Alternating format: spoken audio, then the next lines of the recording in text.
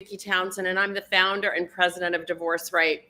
And we provide training for HR professionals, company supervisors, but we also provide divorce coaching and case management, providing that guidance and direction that your divorcing employees so desperately need. Divorce is a huge disruptor, not only to the employee going through it, but to the company they work for. And our coaches have a unique perspective on divorce that sets us apart. They have a deep understanding of the legal, financial, and emotional aspects of divorce. And they can handle even the highest conflict cases with compassion and professionalism. And our coaches are trained to look at the entire picture, helping your employees make good decisions based upon their goals and expectations.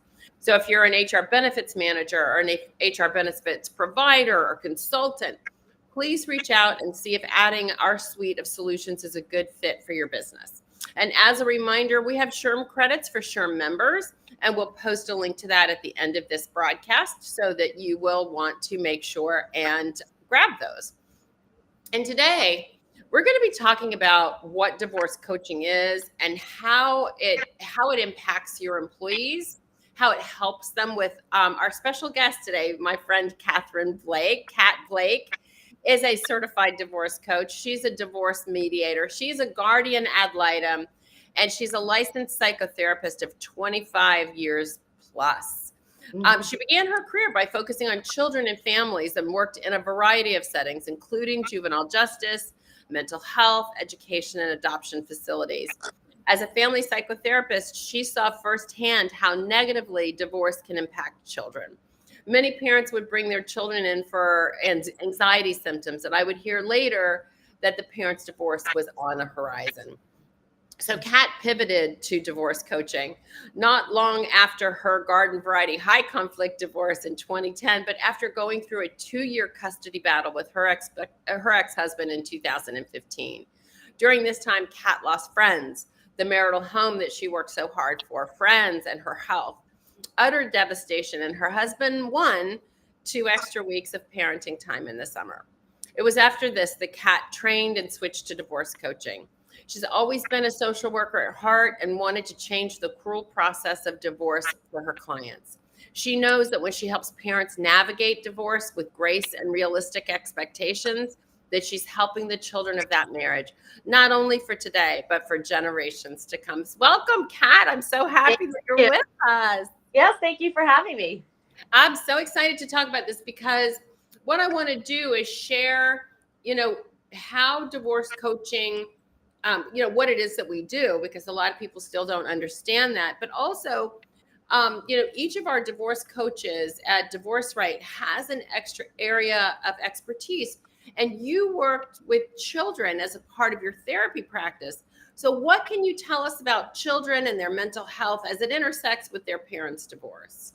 Absolutely. So I think I'm always thinking about the children in any case that I'm working with.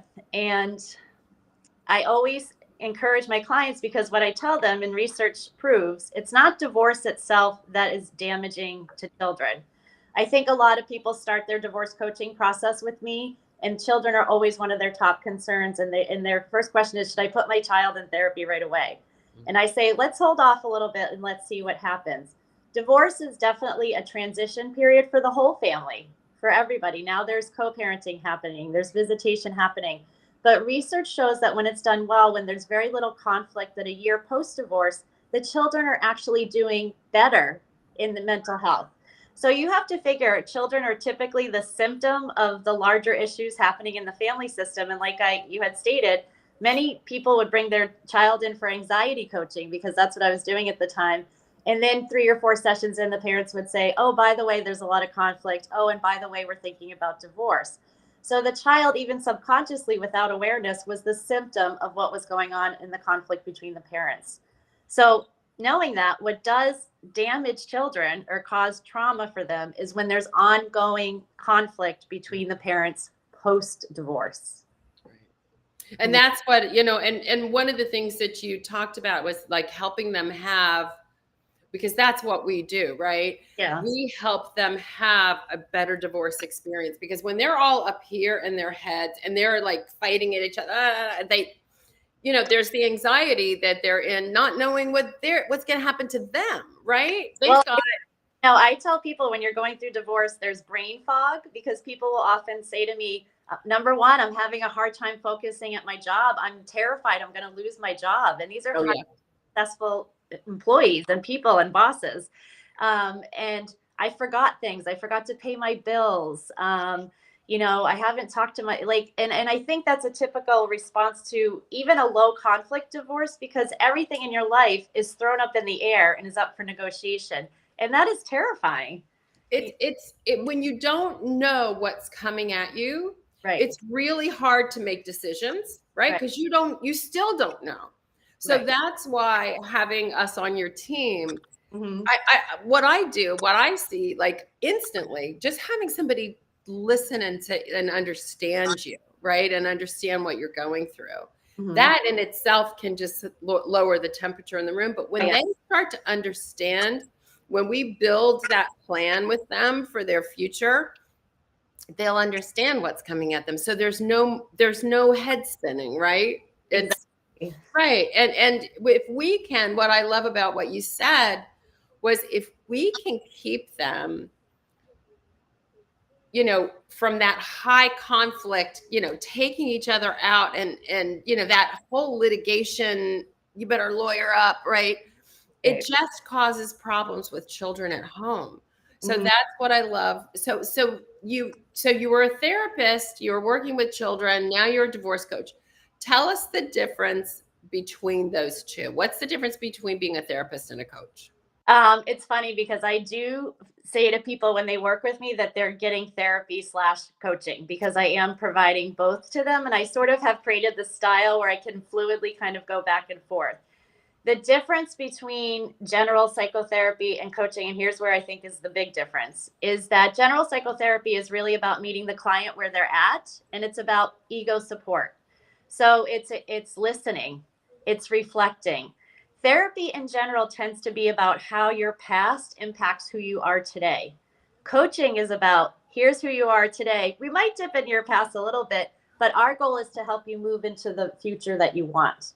So there's a little bit of a accountability piece that comes with coaching, and like I will listen to clients all day long, but if we're like at a fourth or fifth session and we're still complaining about the horrible ex, but there's no movement forward, we might talk about things like letting go of anger, choosing your mental health over being right, letting go of mindsets that are keeping you triggered, like fairness. People want their divorce to be fair, and Right. people want what's right. So let's unpack some of those mindsets and that are triggering you or holding you back from really moving forward into healing. I love that. And and if we could, so let's go through like a typical session so that people can kind of understand Mm-hmm. what this is. So you're working with Betty Yeah. from, the ABC company. They found out she now has benefits of divorce right coaching. So how does that start with you? How do you begin that process? So in the back of my mind as a coach, I definitely have milestones and goals and that's why I tell my clients that I love for them to meet as we're working together.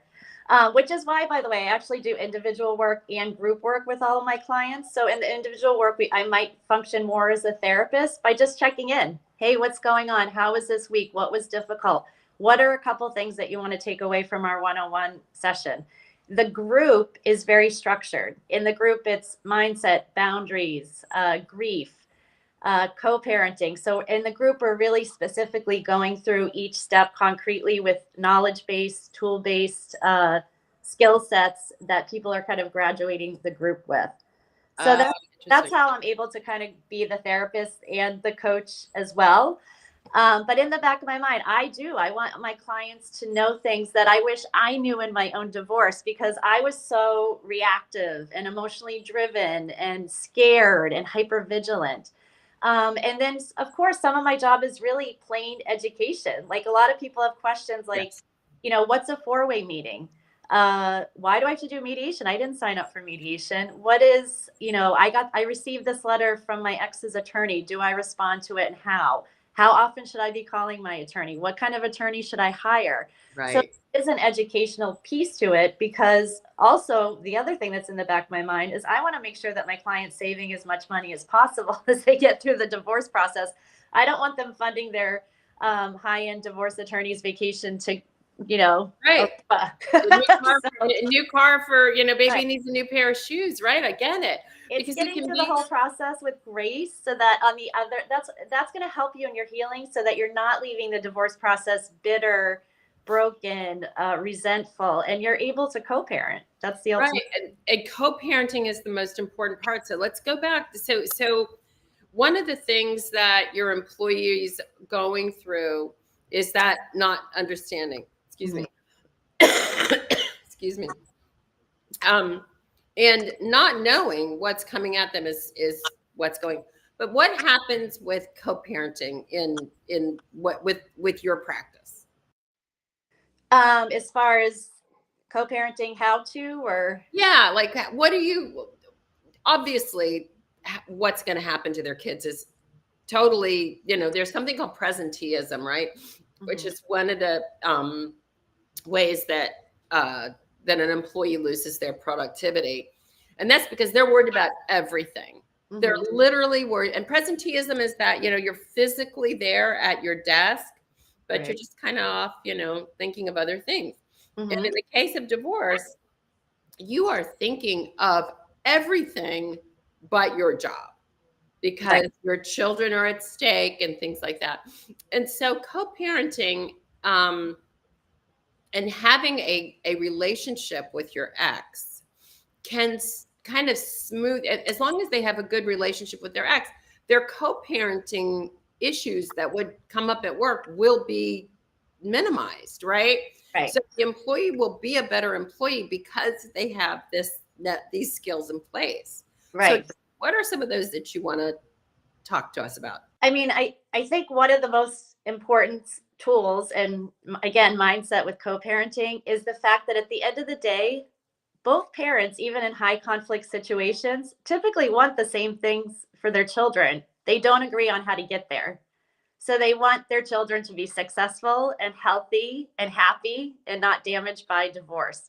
So some of the coaching that I work with, I'm usually working with one partner, but I do work with, I do co-parenting coaching too for people who are in high conflict post-divorce.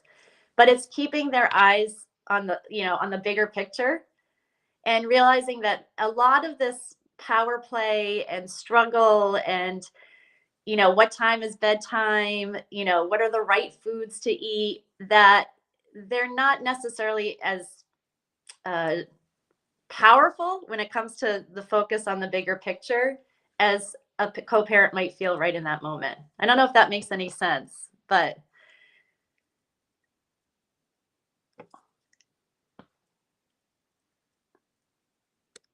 Vicky, did I lose your? I'm sorry, I was muted. I I apologize. was like, wait, I can't. No, there it was. I I was know I talking said away, that, talking but away. I was like, So, and I'm trying not to cough. Obviously, oh, I'm sorry. I've been sick, so I apologize to everybody Oh, for what okay. the way I sound. But you know, I love what you had said earlier, was that everybody's being reactionary during divorce, right? And what I love about what you do is kind of set them, instead of being, reactive, they're proactive Right. towards being a better parent. So I'm looking to probably like give some insight into maybe some clients, or a story that where they, you've helped them settle so that they can be a better employee at work. Can you give us some ideas on maybe a client that you've worked with that might have had become a better employee because they've worked with you? Oh gosh, I have so many. That's For some reason, I have this one case sticking out in my mind. I was working with mom, and very high conflict, 3-year divorce in Massachusetts, which is quite a long time for the way our system is here.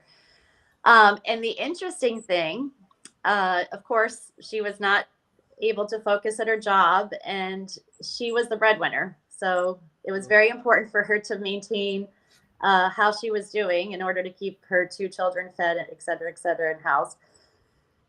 one of the things that was really blocking her in moving forward in her legal process was we realized together through coaching, she also had to let go of her role as being a codependent with her husband.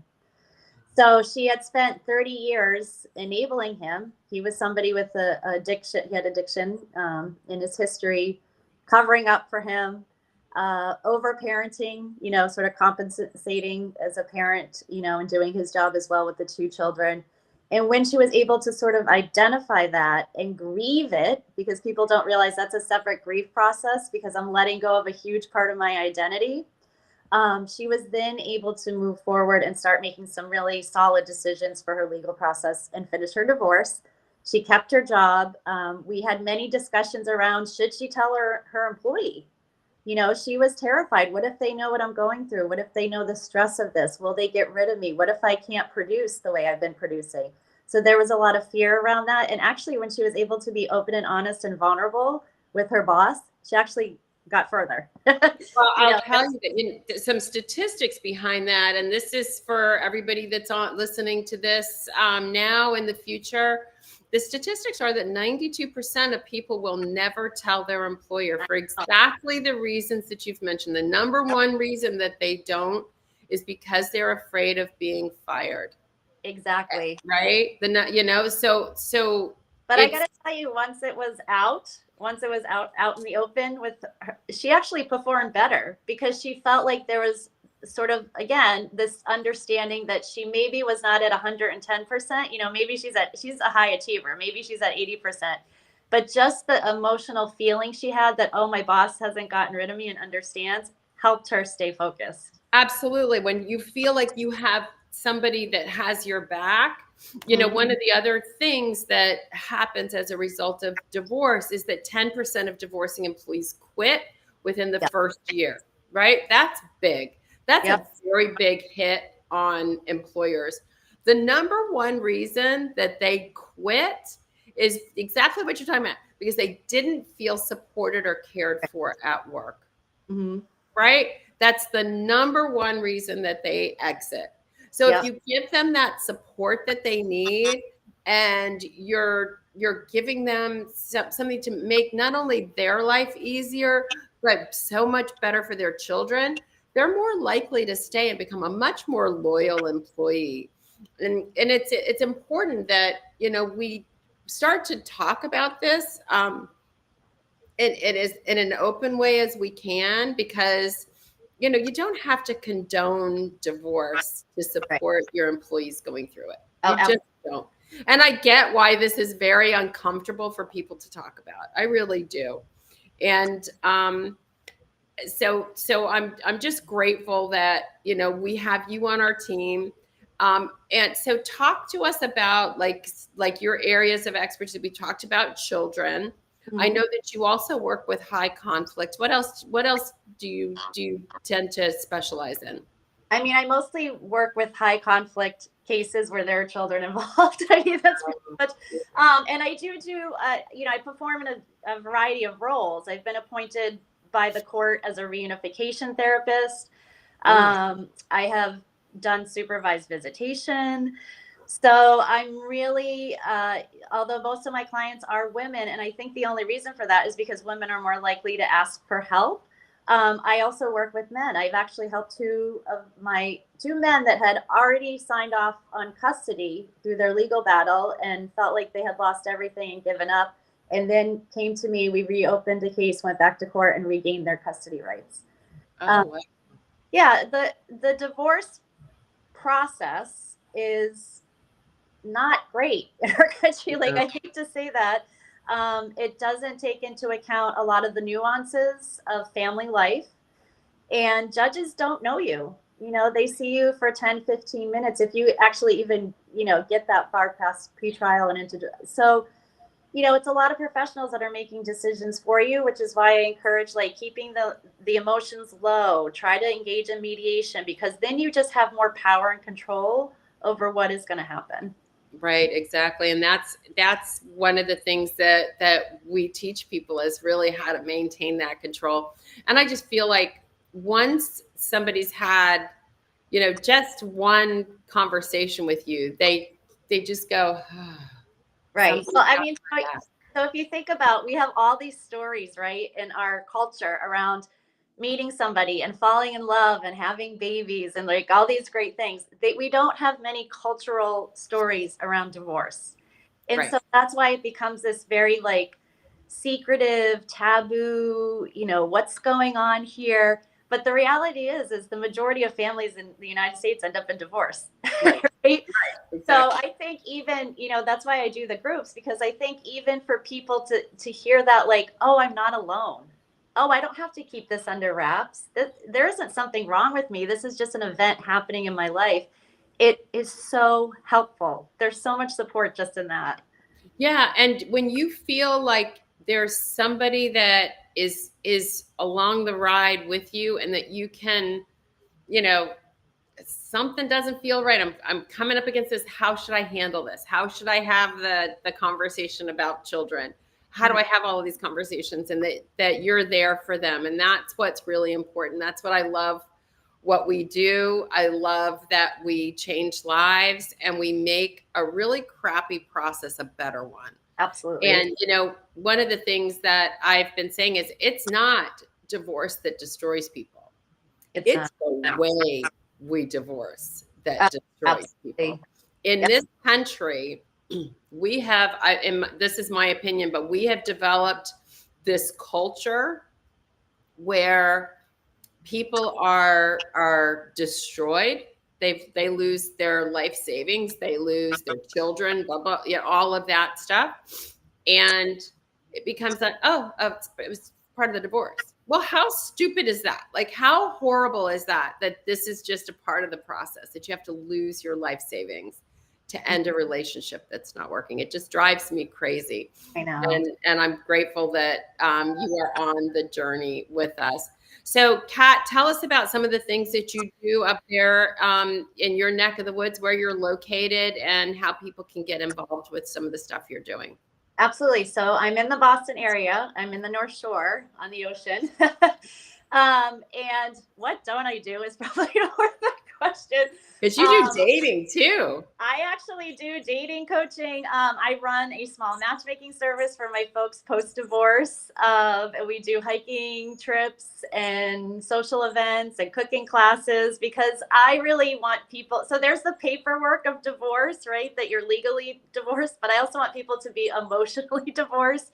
And if they do this work that with me, right, they're then going off and having healthy relationships. The other problem is people don't do their emotional work and they keep recreating the cycle of, it's second and third marriages and I keep dating abusive people. What's going on? So I really want people to have the skills to go out and have healthy relationships. Right, exactly. Do some reflection, right? Yeah. And then I'm doing the individual coaching. I actually work with people all over the country doing that. I have some online support groups.